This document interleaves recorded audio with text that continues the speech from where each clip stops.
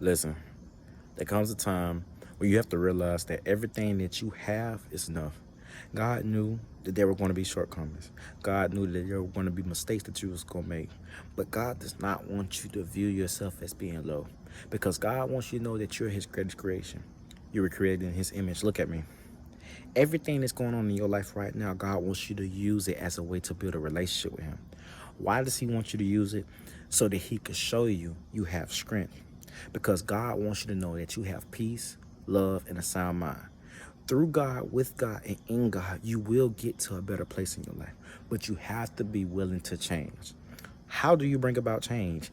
By accepting the things that you have done, what people have done to you, and where you are currently.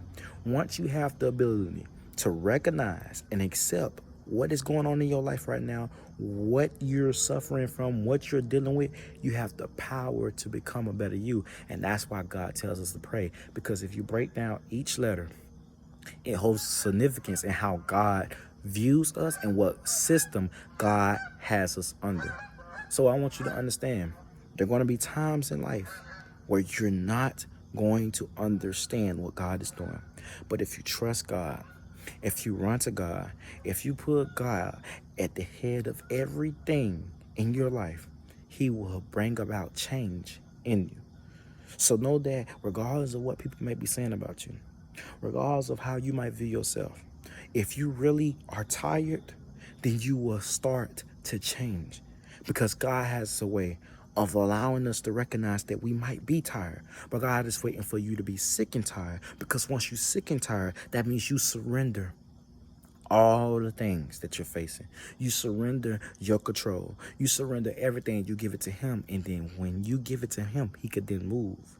So I want you to understand, God is going to have somebody going through cycle after cycle after cycle, because you keep asking God, God, what's inside of me? You keep asking God, God, why am I going through this? And each time you asking him, he's showing you why. He's putting it right in front of you, but he knows that you're not knowing how to view it. So what God wants you to do, when you find yourself in a familiar place, if you find yourself going through a familiar situation, invite God in it and ask God, is this what you're trying to show me?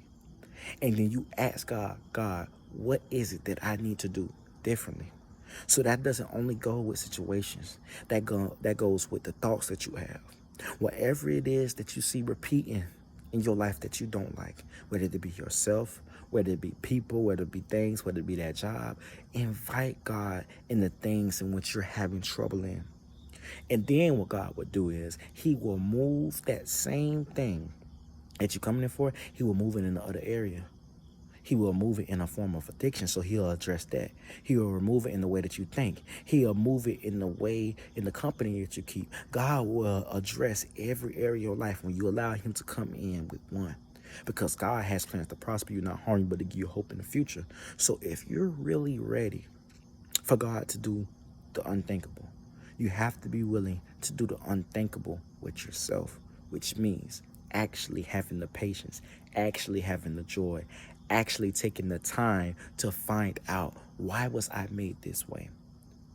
To actually find out, why is it that I'm settling? To find out, why is it that I feel that I deserve these things? Because everything that you do is because you feel like you deserve it. When you live in a life that's good, you feel as if you what? Deserve it.